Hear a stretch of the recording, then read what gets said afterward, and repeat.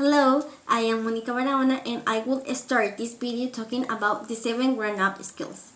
And first, adults who work in the teenage world must practice the 7 grown-up skills to deal effectively with the phenomenon of adolescence. And also, when we practice these skills, our behavior is grown up, and when we don't practice them, our behavior is grown older. The 7 grown-up skills serve adults and our teenage students because these skills help us to manage the developing teenage brain. Without these skills, we are at the mercy of the teenage experience, which is not where we want to be. So let's start with the 7 grown-up skills. Now, the first grown-up skill is self-awareness. And when we practice the skill of self-awareness, we step back and take an objective look at ourselves. And this capacity for reflection is the foundation of true psychological maturity. And without this skill, we cannot receive or understand feedback or criticism or make use of it. Okay, now I will tell you some questions we can ask ourselves to encourage self-expression and guide us to increase self-awareness.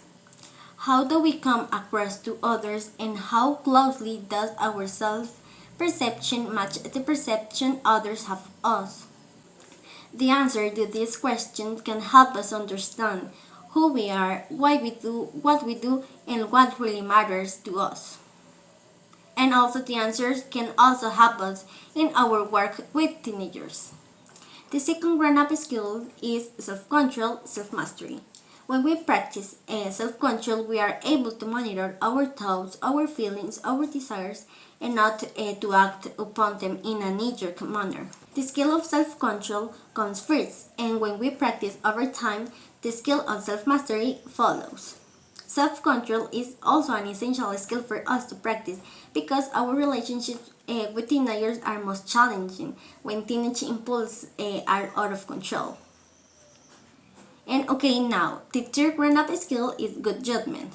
Practicing good judgment is a critical part of our responsibility in the teenage world. Teenagers are often hard-pressed to practice good judgment by themselves because their brains are still developing, and they therefore need us to practice this skill when they cannot. In the end, we can say that teenagers need us to be surrounded by adults who can protect them from themselves when it is necessary. And this is where our good judgment comes into play. The fourth grown-up skill is the ability to deal productively with conflict. When we practice this grown-up skill, we learn how to manage conflict productively. And this doesn't mean that we have to like conflict, but we should learn how to deal with it. When we don't practice the skill of dealing with conflict among ourselves, our students are left to navigate their conflicting worlds on their own. The fifth grown-up skill, that is self-transcendence, or the ability to just get over ourselves. When we practice the skill of self-transcendence, we have the capacity to help everyone. Also, there are two ways that adults who work in a school demonstrate the skill of self-transcendence. And the first is to understand the importance of cooperation and collaboration. When we practice this skill, we see ourselves as part of a larger system that functions to support the growth of students. And the second is to understand that we cannot take everything personal. Also, when we practice these skills, we have the capacity to determine it when something is about us and when something is not. The sixth skill is the ability to maintain boundaries. When we practice our grown-up skills in the teenage world, we know we are in charge, and we don't lose sight of this fact even in the face of adversity. And when we don't practice grown-up skills, or when we are confused by or uncomfortable setting boundaries, we lose sight of our role. And now, the seventh and the final grown-up skill is the ability to learn through life. Lifelong learning for our purposes means learning about oneself, understanding one's personal psychology, and committing to this process in perpetuity. It also includes the capacity to explore relationships and pay attention to information about oneself that emerges within relationships, and particular relationships with teenagers.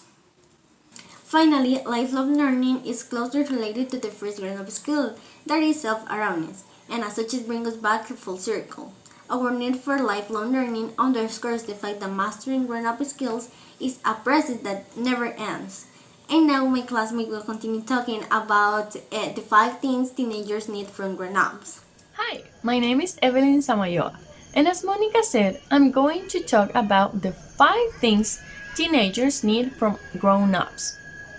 As the first point, we are going to compare needs versus wants.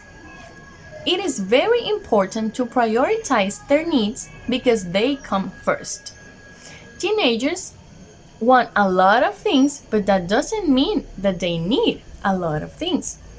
Teenagers' brain needs guidance because it has a developing for impulse control and judgment. So adults have to guide them and keep a balance between their needs and desires, even though sometimes it can be difficult for them to understand the difference. But what is the difference between a need and a want? A need is something essential for their student success in the teenage world, while a desire or a want is something non-essential, something that doesn't have any impact in their student life. As the second point, we are going to compare responding versus reacting. Teenagers need adults to respond differently to the situations because they don't have the brain power to control themselves. Responding is the ability to approach a situation in a reasoned manner, because as adults, we must control ourselves, identify the problem, and see the different points of view to find a solution to this problem. In order to not react in an impulsive way, we must use a method which is called the 3-second delay.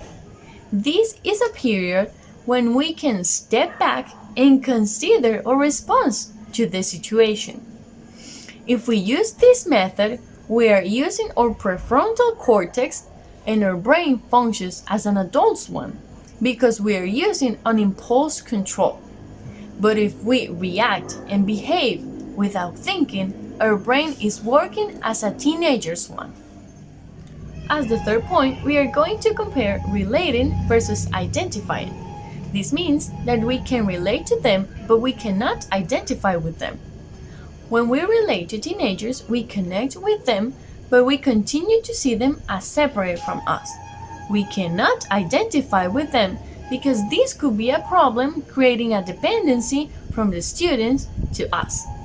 We say that a dependency is created when we identify with them because we confuse their experiences as our own, and we see them in them and vice versa. As the fourth point, we are going to compare being friendly versus being friend.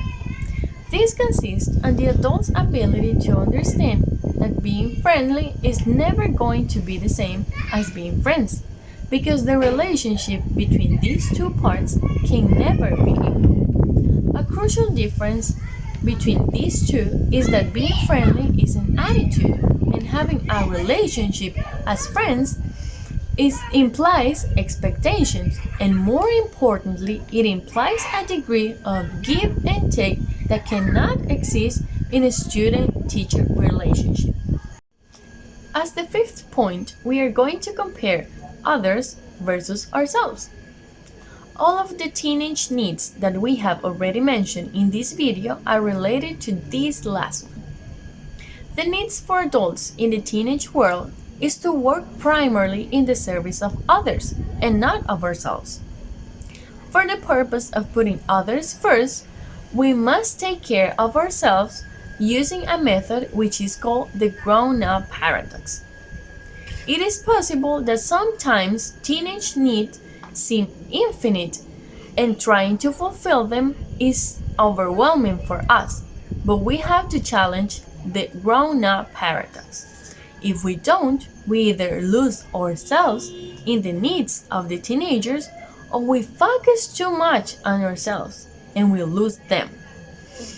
We must try to understand the difference between putting others first while keeping a basic level of self-care. This is all from us. Thanks for watching, and we hope you enjoy our video and you learn a lot from us.